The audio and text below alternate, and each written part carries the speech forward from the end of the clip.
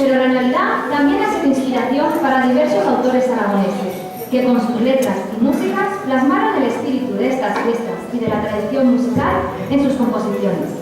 Un ejemplo de ello es este villancico que hoy estrenaremos, gracias a los arreglos musicales cedidos por nuestro gran amigo Juanjo Almarza.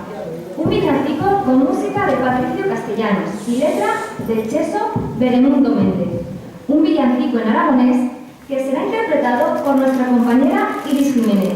Disfruten de este villancico, titulado En Noichelada.